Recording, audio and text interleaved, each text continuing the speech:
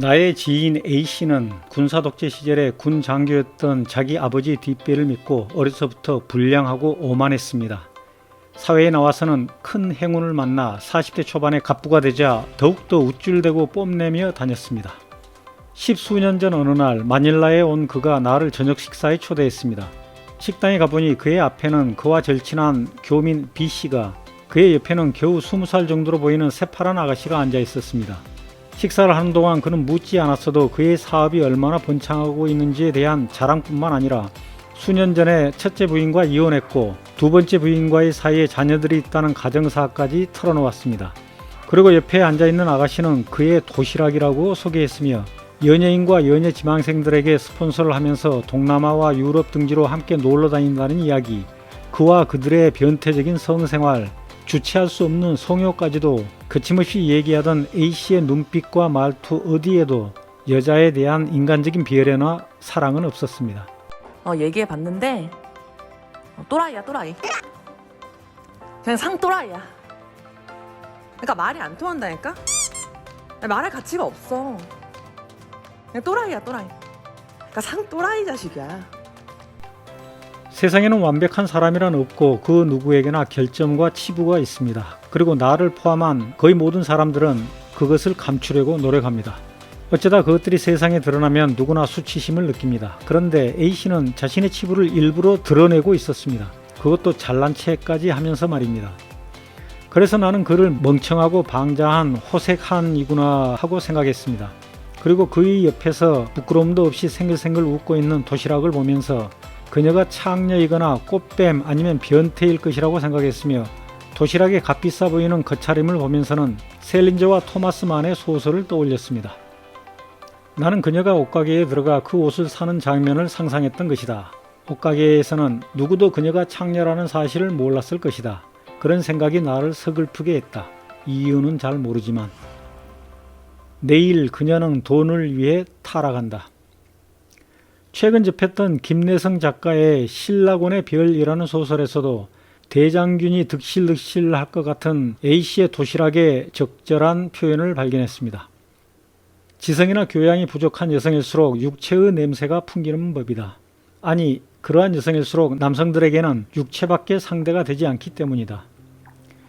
자신의 영혼과 철학을 드러내는 사람들을 예술가 또는 작가라고 말합니다. 하지만 다른 사람에게 주목받고 싶어 고의로 자신의 치부를 드러내고서 잘난 체하며 즐거워하는 비상식적인 인간들을 관심병자 또는 관종이라고 말합니다. 정신병 환자들입니다. A씨는 그 후 필리핀에 해마다 몇 차례씩 놀러 왔음에도 불구하고 A씨를 모시며 따르는 B씨하고만 어울려 다니고 나에게는 거의 연락하지 않았습니다. 내가 그를 비웃고 있다는 것을 알아차렸을 터이지요. 나 역시 친구 사이도 아닌 A씨가 사주는 기름진 음식 먹으며 그자의 과장된 자기 자랑과 수시로 바뀐다는 도시락들 이야기를 들으려 치면 식중독에 걸릴 것 같았기 때문에 A씨가 필리핀에 와서도 나에게 연락하지 않는 것을 참 고맙게 여기고 있었습니다.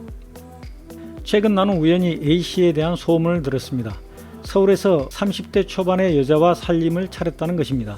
그 여자는 도대체 몇 번째인지 모를 일이로되 돈을 위해 타락한 젊은 도시락이 환갑 나이에 늑다리 호색한에게 젊음을 되찾게 해주지는 못합니다. 시인 보들레르의 노래 일부를 낭송해 드리겠습니다. 늙고 쓸쓸하고 충실한 호색한처럼 저 거대한 매춘부에게서 기쁨을 마시기 위해서임을, 그녀의 끔찍한 아름다움은 내 젊음을 되찾아 주리니, 돈으로 산 그녀의 붉은 입술의 키스는 정녕 달콤했지만 잠에서 깨어 먼동이 트는 것을 보자 난 쓸쓸했고. 소설 신라곤의 별에도 A씨와 비슷한 고사장이 등장합니다. 2번 이혼한 고사장도 나이 60에 술집 접대부 출신 젊은 여자 황산옥과 세 번째 살림을 차렸거든요. 그런데 이 호세간이 이번에는 자기 회사에서 근무하는 젊은 여직원을 도시락이라고 생각하며 식욕을 느낍니다. 만지지는 못해도 보는 것쯤이야 어떨라고. 눈요기만으로도 고사장은 어지간히 만족감을 느끼는 것이다. 그만큼 고사장은 늙음의 자각이 뼈에 사무쳐왔다. 제코즈에서 장부를 뽑아지던 에리가 이 편을 무심좀 바라보다가 시선이 마주치자 고개를 살그머니 숙이며 해쭉 꽃웃음을 보내왔다. 고사장의 시선이 당황을 하다가 헛쭉 맛웃음을 웃었다. 분명히 나를 싫어하진 않는 모양인데. 공장은 내놓고 사무원만 20여 명에 달하고 있었다. 여사무원이 에리까지 넷. 에리는 선전부 책임자라는 명목을 갖고 있었으나 고전무의 비서역으로서 더 많이 자질구레한 일을 도와주고 있었다. 고사장이 여다지문을 가끔 열어놓기 시작한 것은 저번 벚꽃이 한창이던 무렵 수도극장 앞 북경로에서 강교수 부자를 만난 이후부터의 일이었다.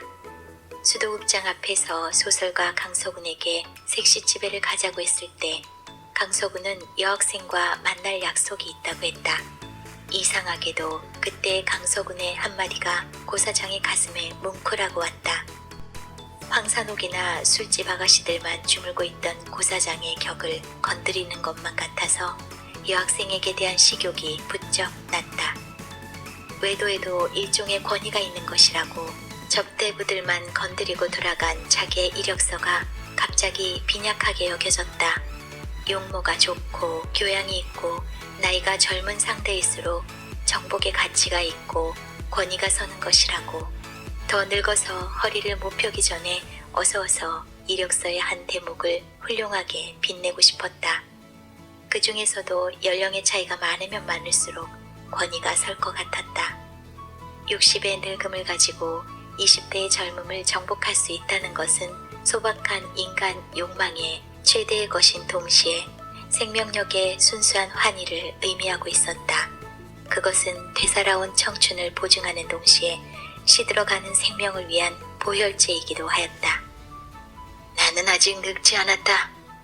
이렇게 호통을 할 수 있다는 그 자체가 이미 늙음의 추격을 받고 있다는 서글픈 발버둥이기는 하지만은